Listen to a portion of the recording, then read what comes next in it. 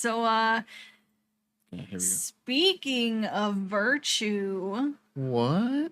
my game What? that Let's I picked see. for my top pick of the Summer Game Fest week is Patience is a Virtue. Yay! Woo! So this is from developer T is for Toby, and we saw it in the Wholesome Direct this year. The developer, from what I can find, only has like a 2025 Game Jam game out there, so potentially like newer to game dev. And so the premise for this one is there's like a sort of a haunted cassette that this main character, Luis, is talking to people through. Something's hiding in the cassette. You rearrange the words of your enemies or just like people you encounter to investigate a mystery in this small town after Luis has come back from college, and like everything's different. There's a lot of really interesting, like, he's reminiscing on what's different from last time he was here, like 15 years ago or something like that. And he's chronically ill. He's like struggling to find health care and struggling to communicate with people a little bit too. And so this is from my demo gameplay from earlier today. There's this really interesting, like, dramatic preamble to the game. It's sort of about like that your words are a battle, and like that's what the interesting game mechanic is here, is that you're taking borrowed words from what people say to you, and you're creating these 5-word replies to what they say. And you can skip forward a little here till you see the pink jacket. I can show an example of that. Pink jacket. So this is your boss, and she's like super intimidating, and she's just asking you something really simple. She's asking you to lock up early, and you just have to respond to her and say, okay, I'll do that. But you're really stressed about it, and so this is like the introduction to that mechanic. But yeah, so it's got that little like puzzly element, and it was kind of interesting. I played actually twice through the demo just because I wanted to like try and get it wrong a little bit first and see like what is actually triggering the correct versus the incorrect responses. And I think there's probably just like a certain like 1 word or 2 words that you need to say for it to recognize and be like, okay, like despite how you phrased it, you got it correct. So it was a really interesting mechanic. And as you see, it's got this really cool, like, distinct hand-drawn art style. And it uses sort of a mix of, like, the hand-drawn backgrounds, and then in that shot you saw there's, like, a real photo of a gas station as the background. And I really like that style. We actually just praised it in our Truth Scrapper write-up. I think it's just really cool and effective and expressive. And so, yeah, playing through this, I thought there was like just a lot of personality to it. Like even from how the character walks is so cute and jaunty.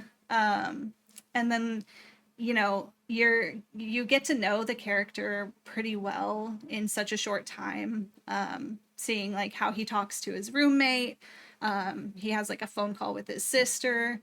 And you get like this holistic picture of him pretty quickly, despite like these battles that he's in where it's a little bit like people pleasery, where he's trying to craft the perfect response, or like he's seeming a little anxious. Like you really get this like nice look at his whole life. And let's see,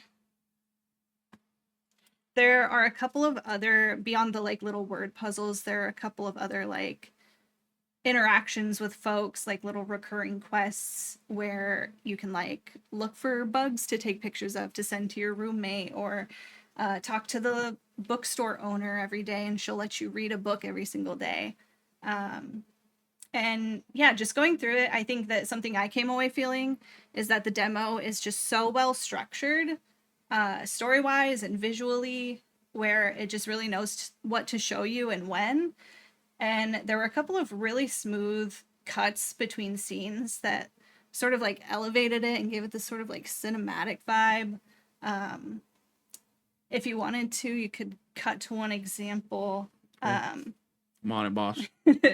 It's like he's like on the couch. Scrub.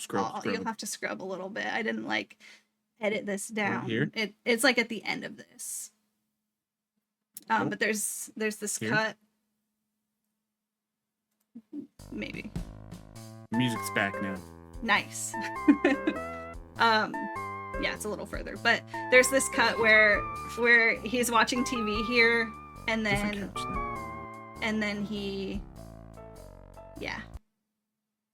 he's watching like a hospital drama, Anatomy of Love, that he really likes, and then the TV dialogue like match cuts with the scene the next day where he's going to his doctor's appointment, and then it just like flows really well and looks really cool. And bam. That scene here at the doctor was really cool too, to just like really explore somebody with chronic illness in a video game. And he's like trying to get the healthcare he needs, really struggling with it. And, you know, obviously the premise is all about sort of choosing your words and communicating things about yourself and your needs, and how that's such a battle sometimes. And like there is no better place, I think, to display that than like trying to get the healthcare that you need.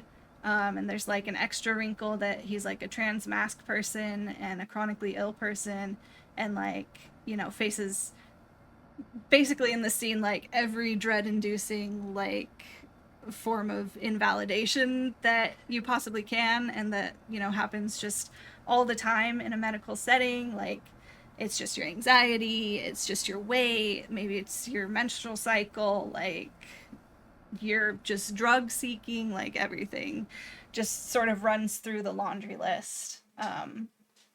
And beyond that sense of dread,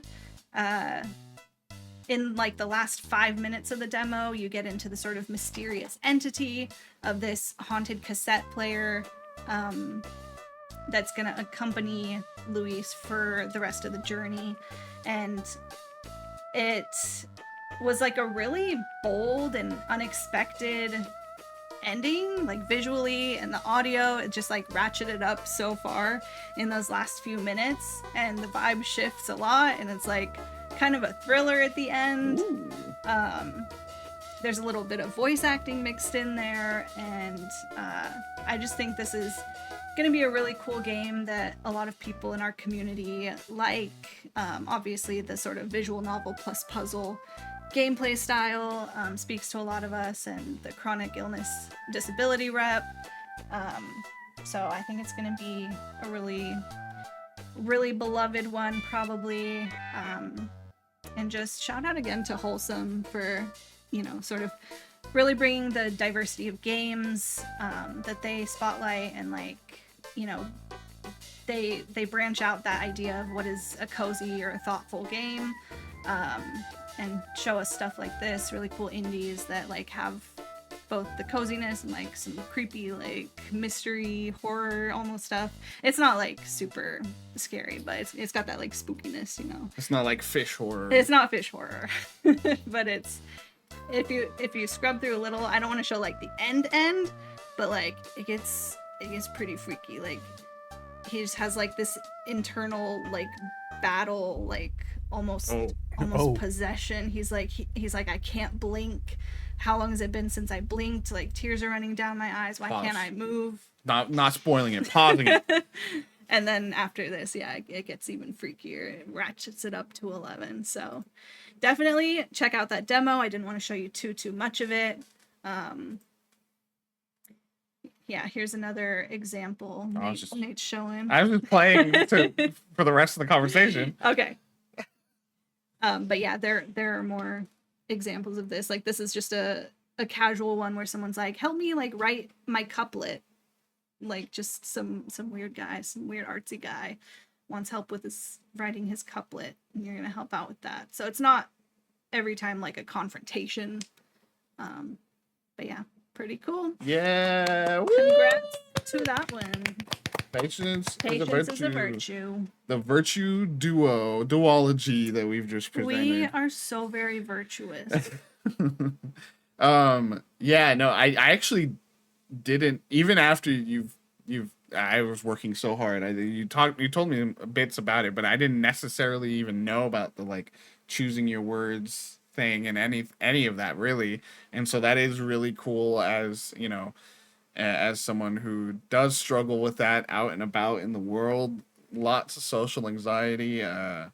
You know, I was just at a doctor adjacent you know, appointment. I was at the glasses, I was at the optometrist, and you know, I always think when every time I get an eye exam, I always am thinking, why do I, like, there has to be a way that you can just tell me what lens I need, because there's so many times I'm sitting there and they're like 4 or 5, and I'm like, I guess 4, I think, you know, like I could be wrong, you know what I mean? Like, Yeah.